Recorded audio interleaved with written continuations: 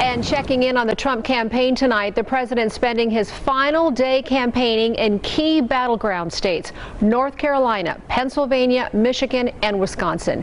Jesse Tenor joining us now live tonight from Washington. And boy, it was a busy day. Jesse, what is the president's message tonight to those voters in those important states?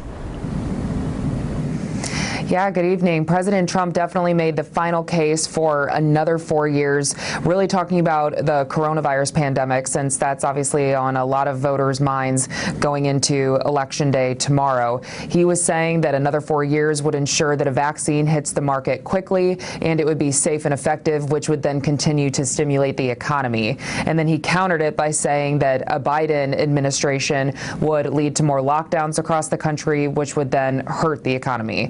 Biden's campaign has, of course, continued to push back on this, even today at rallies of his own, where he criticized the president's handling of the pandemic. But the president knows that this is an important topic to really hit voters on, since we are seeing from 2016 to 2020 some of that solid base that he had, the suburban, rural, and white voters, kind of start going toward Biden, and then President Trump needing to pick up those first-time voters and Americans who haven't voted in quite some time.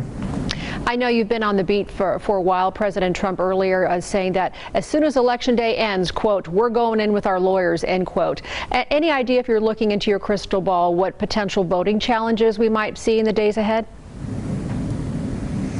It's seeming like the first one that we could see is yet another challenge to the Pennsylvania voting, and the U.S. Supreme Court has already handed down 2 decisions on that. So where it stands right now is that the state can continue to count those mail-in ballots up to 3 days after Election Day. Republicans are still trying to challenge that, and so President Trump indicated that he's ready. He called that Supreme Court decision throughout the day today, and even tweeting about it. He called it very dangerous, and saying that it would even incite violence in the streets. Of course, people on the other side have continued to push back on that.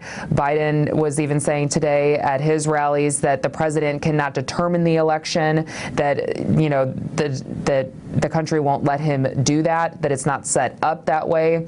But like the president indicated, he is very ready for these legal challenges, and we could see more in more states in days to come. Setting up for a long day tomorrow and a long week. All right, Jesse Tenor joining us now live from Washington tonight. Thank you.